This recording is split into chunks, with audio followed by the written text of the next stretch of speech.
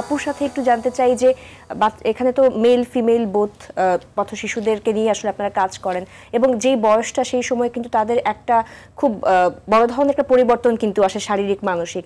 মেয়েদের বিশেষ করে মেনস্ট্রুয়াল হাইজিন নিয়ে আপনারা তাদেরকে কি ধরনের এডুকেশনের জায়গাটুকু আসলে তাদেরকে অ্যাওয়ার করার বিষয়ে কিভাবে কাজ করে থাকেন? জি, আমাদের কিন্তু প্রতি মান্থলি একটা মেডিকেল ক্যাম্প হয়, তো ওইখানে অনেক সময় ইন্টার্নরত অনেক মেয়ে ডক্টররা আসে যারা এসে আমাদের বাচ্চাদেরকে, আমাদের এরকম একটা সেশনও হয়েছিল বড় করে, যেটা আমরা মানে পাবলিকলি এটা প্রচার করেছিলাম। এছাড়া আরও মানে প্রতি মান্থলি আমরা এটা যখন যে বাচ্চাগুলো একটু বড় হচ্ছে বা যাদের ওই সময়টা পার হয় তাদেরকে নিয়ে আমরা একটা মোটিভেশন ক্লাসের ব্যবস্থা করি, যে আমরা ক্লাস নেই, বাচ্চাদেরকে বুঝাই সুরক্ষার। এবং আমাদের অফিসে সবসময় এই ব্যবস্থাটা থাকে যাতে কোনো বাচ্চা হঠাৎ করে যদি আমাদের সামনে এরকম কোনো সিচুয়েশন ফেস করে যাতে ওরা ঘাবড়ে না যায় বা নার্ভাস না হয়। আমরা এটা নিয়ে কাজ করছি। অভয়া নামে একটা ইন্টারনেটে একটা ডক্টরদের হেলথ কর্নার, হ্যাঁ হেলথ কর্নার আছে, ওইখানে আমাদের এই মেনস্ট্রুয়াল হাইজিন মেনটেনের যে ব্যবস্থাটা এটা আমরা মানে সম্পূর্ণ নিশ্চিত করছি বাচ্চাদের জন্য।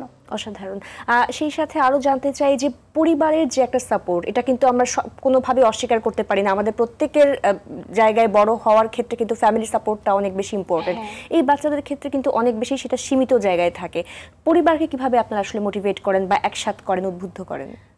আমরা তো শুরুতেই বললাম যে আমরা একেবারে রুট লেভেল থেকে কাজ করি, আমাদের বস্তিতেও যেতে হয় আবার অফিসিয়াল কাজও করতে হয়। তো আমরা যেটা করি, বাচ্চারা তো সন্ধ্যা পর্যন্ত আমাদের সাথে থাকে, আমরা সন্ধ্যায় একটা ফিল্ড ওয়ার্ক করি, প্রতিটা বস্তিতে গিয়ে খোঁজ খবর রাখি যে বাচ্চারা ঠিকভাবে পৌঁছেছে কিনা এবং বাচ্চাদের গার্ডিয়ানরা ওদেরকে কিভাবে ট্রিট করছে।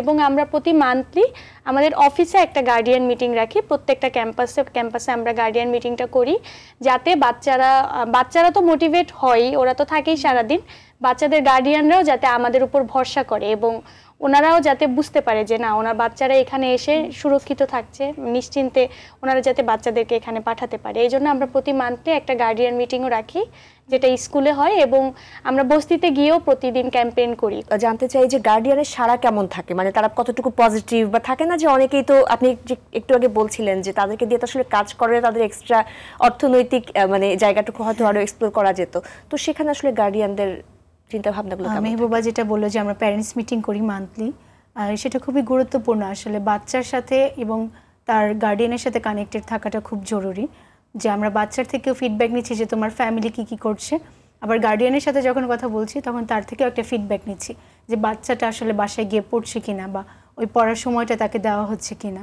বাচ্চার প্যারেন্টসরা একটা সময় আরও 2-3 বছর আগের কথা যদি বলি, তেমন একটা স্যাটিসফাইড ছিল না। আসলে তারাও এটা নিয়ে অনিশ্চিত ছিল যে তাদের ভবিষ্যৎটা কি হবে, আদৌ এখান থেকে তারা কি শিখছে বা কোন পর্যায়ে যাবে। কিন্তু এখন যখন আমরা তাদের কারিগরি শিক্ষাটা দিচ্ছি তখন বাচ্চার বাবা মাও কিন্তু অনেকটা হ্যাপি আমাদের কাজের উপর, এবং তারাও নিশ্চিন্তে কিন্তু বাচ্চাটাকে পাঠাচ্ছে যে না, আমার বাচ্চাটা তো পড়াশোনা করছে, পাশাপাশি একটা কাজও শিখছে যেটা তার ভবিষ্যতে অনেক কাজে দিবে। সে যদি 10 পর্যন্ত পড়ে ঝরেও যায়, তার কিন্তু একটা কাজ করে খাওয়ার মতো গতি থাকবে, সে কিন্তু কোনো মাদকের সাথে আবার যুক্ত হবে না বা কোনো খারাপ কাজের সাথে সে লিপ্ত হবে না।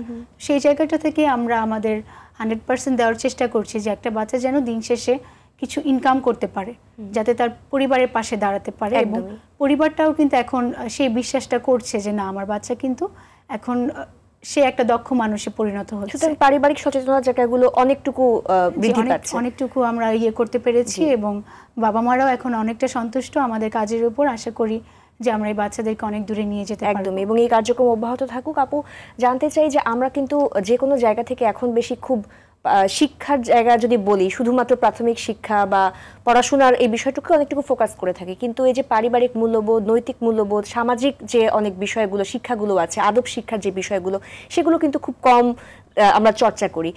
পথ শিশুদের ক্ষেত্রে হয় কি যে স্বাভাবিকভাবে যে একটু ব্রোকেন ফ্যামিলি থাকে, তাদেরকে এই মূল্যবোধের জায়গাগুলো চর্চা করানোর সুযোগটা কিন্তু অনেকটুকু কম থাকে। ছায়াতল বাংলাদেশ এখানে কিভাবে কাজ করছে?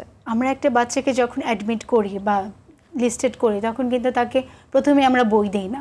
একটা বাচ্চাকে আমরা 6 মাস তাকে আমরা গ্রুমিং করি, যে একটা মানুষ আসলে তুমি কিভাবে সালাম দিবে, কিভাবে তুমি হ্যান্ডশেক করবে। আমি দেখেছি যখন আমি গেছি এত সুন্দরভাবে তারা ওয়েলকাম করেছে। ডিসিপ্লিন ইজ ভেরি ইম্পর্টেন্ট, আর এটা হচ্ছে আমাদের প্রতিষ্ঠাতা ভাইয়া এটা অনেক বেশি সে মেনটেন করা পছন্দ করে, যে না, একটা বাচ্চাকে আগে ডিসিপ্লিন শিখতে হবে, সে যাতে খাওয়ার পরে নিজের যে প্লেটটা আছে সেটা যেন নিজে পরিষ্কার করে এবং নিজের যে টিস্যুটা আছে সেটা যেন সে ডাস্টবিনে ফেলে, এবং একটা বিস্কিট খাওয়ার পরে যে প্যাকেটটা যে ডাস্টবিনে ফেলতে হবে, এই নৈতিক মূল্যবোধগুলো তাকে শেখাতে হবে।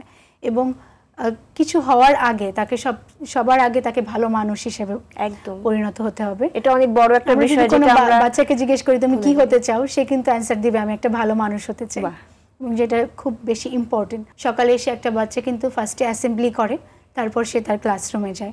তো জাতীয় সঙ্গীত, শপথ করা, এই জিনিসগুলো কিন্তু খুব ইম্পর্টেন্ট। তারা যতই পথশিশু হোক না কেন, কিন্তু আমাদের কিন্তু মাঠ নেই, তারপরে আমাদের রাস্তায় এটা করতে হচ্ছে, কন্টিনিউ করতে হচ্ছে। কারণ একটা বাচ্চাকে তো জাতীয় সঙ্গীত দিয়ে যদি সে তার ক্লাসটা স্টার্ট করে, সেটা কিন্তু তাকে দেশের প্রতি একটা ভালোবাসার মমত্ববোধ